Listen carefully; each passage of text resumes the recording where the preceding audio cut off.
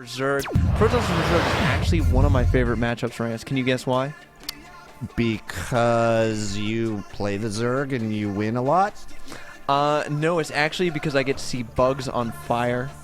Ooh. Yeah, I mean Zerg are kind of bugs. I do. I am with you. And I get to see them roasted, and I just have this thing. I don't really like lots of bugs. And so when I see this Zerg army, even though I play the Zerg, when I see like 150 Zerglings get roasted by Colossus or Storm, it just kind of makes me warm and fuzzy inside. I've seen Starship Troopers enough to appreciate a good bug fry. Absolutely. That was a great book, by the way. Oh, was it? Yeah. I rather enjoyed Denise Richards in that movie. Yes, that was she also in the book? No, unfortunately. Ray Bradbury, I think it was. Should have put her in there. But a little bit of banter between our players. viOLet, of course, living in the United States right now. Actually, in Texas, I believe. College Station, I think, or Austin, or somewhere around in the middle of nowhere. In the middle of Texas, taking a little bit of a break from Korea, but it looks like his skill has not gone the way of some Koreans who have come over to the States, as he has been dominating this Cybersports Network series so far. It's kind of interesting to see the cultural differences between the Korean style of play and the North American style of play. And you're right, a lot of Korean players have trouble adjusting, just as North American players have trouble adjusting out there when they hit the GSL matches. Absolutely. I mean, just playing, because I do have a Korean ladder account. My primary ladder account. One of the big interesting things is that Koreans are, I would say that the multitask ability is higher at a lower level. So rather than focusing on things like really good macro or things like that, Koreans just kind of focus on this multitask, and so they will do a lot of harassment while building up a force back at home, or while expanding, or and this is actually a move that I do all the time on the ladder. It really pisses off Protoss, and Attero probably not going to be too happy about that. All right, so, I'm going to jump on this one because we actually saw this exact scenario last week. But it was on Metalopolis. And the interesting thing to keep your eye out for here is the Zergling timing. By the time this probe and the cannon is able to drop this, the Zerglings will be at the front, and the Broodlings plus Zerglings equals dead cannon, folks. Equals dead cannon. So if he does not add a second cannon, we could be seeing a very early win here for viOLet. And as you can see, the 6 made their way out, and they're currently traversing the map. And look at this, halfway down with this, but a solid tight wall off here at the front door may tell a different story. Was he able to get to surround last time? He was. Well, it was slightly different placement of the cannon. You're still going to get good surface area here, though, and we'll see if these Broodlings plus the Zerglings are going to be able to take down this cannon. I think they absolutely will be able to, and look at the probes being pulled. These Zerglings are going to get in, but these probes should be able to clean this up, but the wall is broken. No further Zerglings on their way into the base here, though, and all we're doing is losing tons of mining time here for the Protoss. This is excellent harass here by viOLet, and that's a trick that I'm going to have to put into my own bag of tricks here as soon as possible. Absolutely. I mean, that's one of those things that whenever I see a Protoss going for that Forge first, I always throw down that Evo Chamber. Even if I don't do that attack with the Zerglings, just denying their expansion until after mine gets up is worth the 75 minerals, in my opinion. Yep. But hold on, look at this. We've got 2 gateways down. Is he just going to 2-gate off this? No, he's not going to be able to, because his pylon's going to go down shortly, and there's no backup here at the front of the base. Pylon down. Wow. No production here for the Protoss, and that was a huge error of judgment right there by Attero. I can't believe he didn't put up a redundant pylon in that situation. He just took out the Artosis pylon.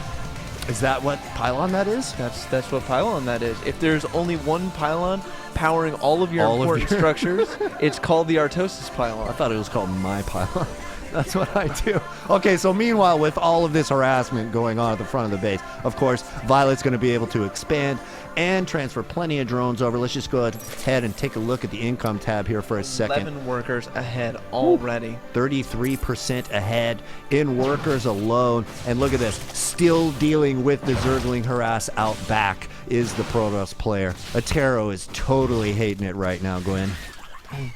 All right, guys. So we will have to see, what comes of this.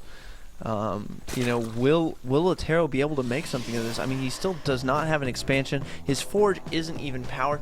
I'd love to see him get a +1 and then go like 5-gate all in. Yep. I think that that's absolutely the right move to do in this situation. His opponent is going to assume that he throws down the Nexus again. Absolutely. All right, we got some stalkers heading up to the front door here, which could meet with a little bit of fun. There's just enough Zerglings there to deal with the problem. With some nice micro up front, could spell some kills for the Protoss. Nope, just a little peek. Just a little peek there. Trying to get viOLet to make some units instead of his drones like he has been so far. So he's not going to head in too far. Finally locating the Overlord there in the middle of the base is Attero, and it looks like Attero's finally starting to get his wits back about him after that huge opening by viOLet. But I mean, look at the supply difference. Rance at this point, 60 supply for viOLet, 43 for Attero, and the army supply is actually about even, a little bit in viOLet's favor, so that is all workers right there. And streaming some Lings in. Is he going to go for an engage? No, deciding not to. We are looking at viOLet's vision here on the map. Going back to the everyone cam, we see the +1 finally on the way and a Stargate. And so this is a play that I really like. We see viOLet already responding to it, throwing down some spores, but at the very least, he's going to be able to put some pressure on that third base. Okay, there's the rest of the gases going up here for the Zerg. Super duper late, 9 minutes in, going off of more than one gas here. So mental note, you guys. Ooh, look at this. The Overlord was able to survive in the middle of the base, too.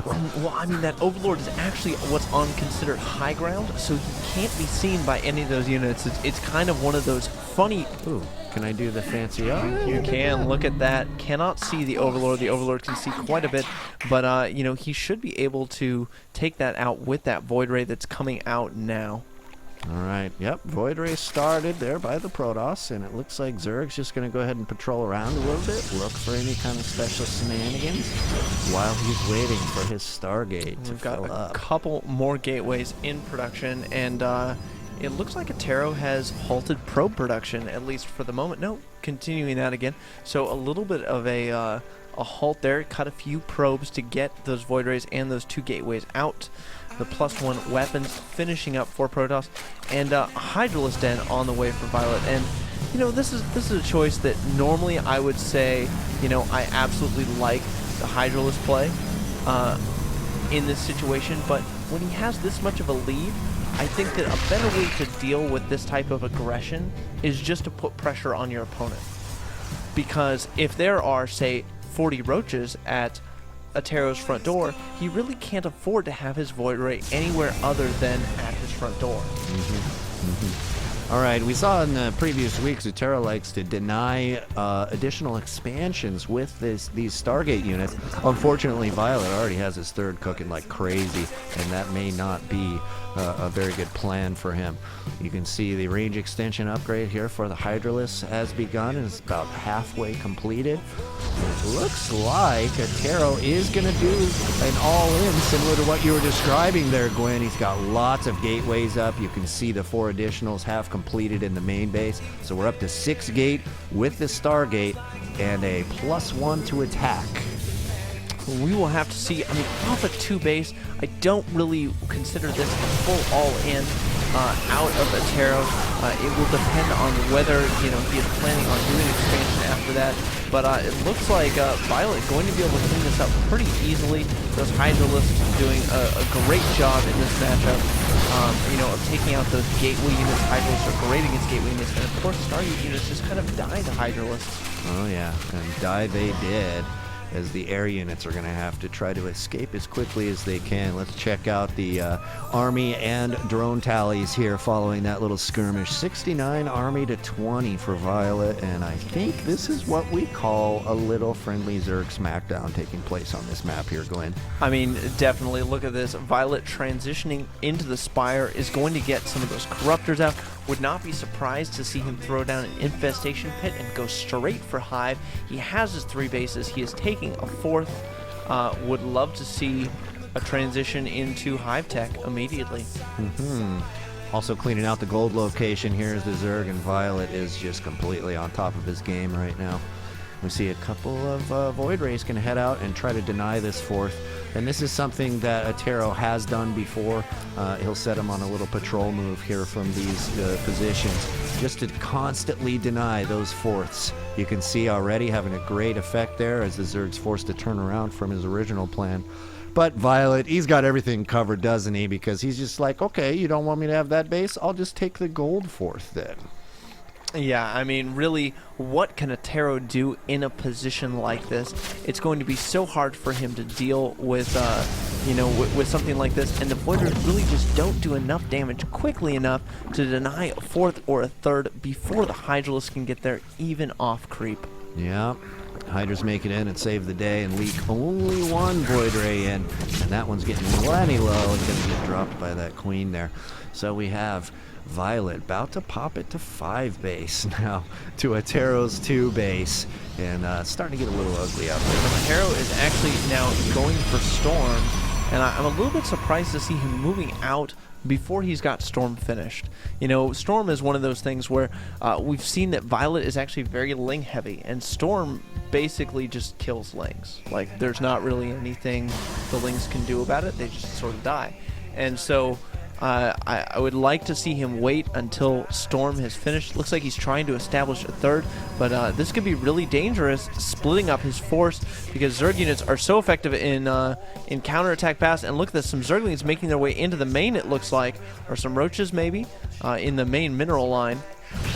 Yeah, some Zerglings coming in there, going to get cleaned up by some Zealots, but you know, now viOLet has a clear idea of exactly what's going on, if he didn't already, throwing that Overseer into the mix as well. Going to be denied, but again, it saw the Templar archives researching, so it knows Storm is going on.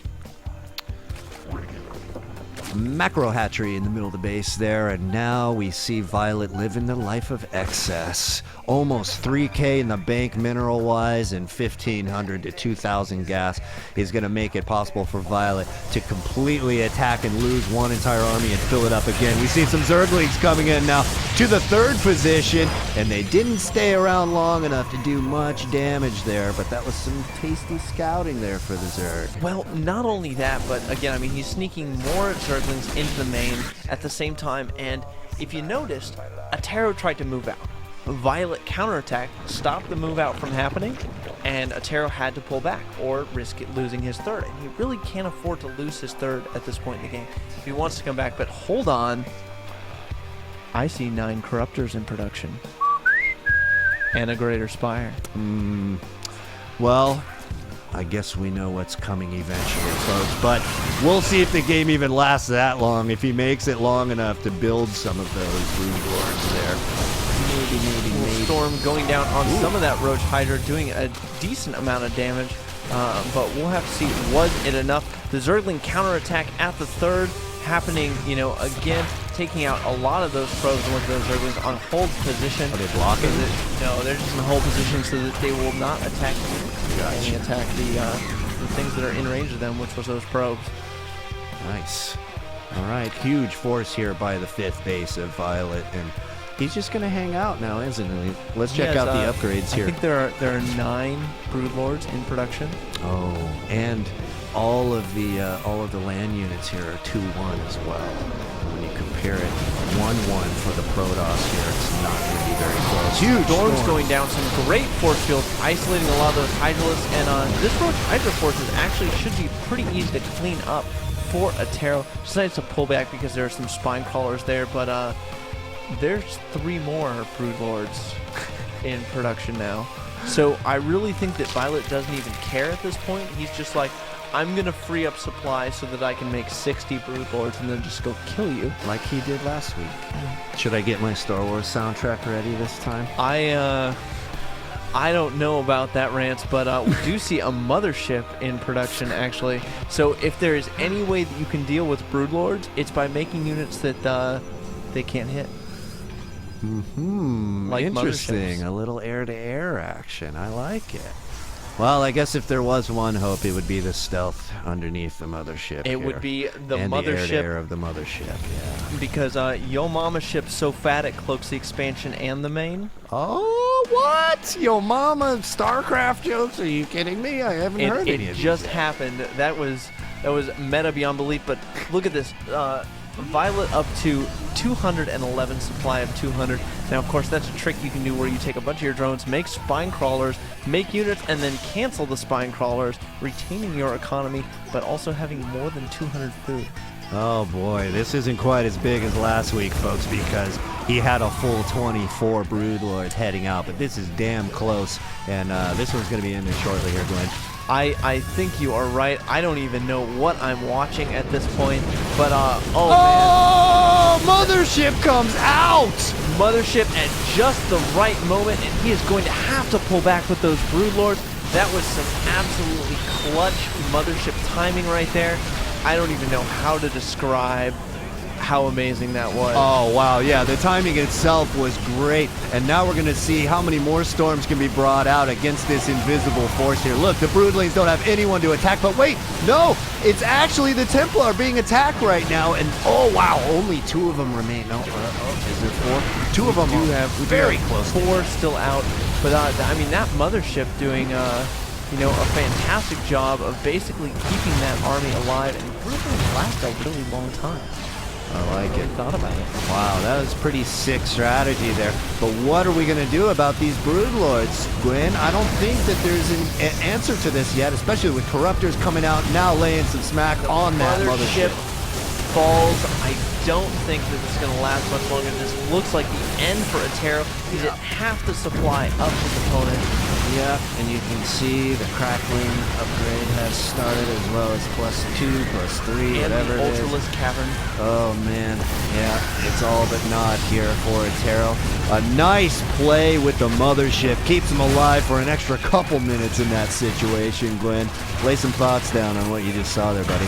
I mean, really, it's up to the Protoss at that point in the game. I mean, if you allow Zerg to get that hive tech as easily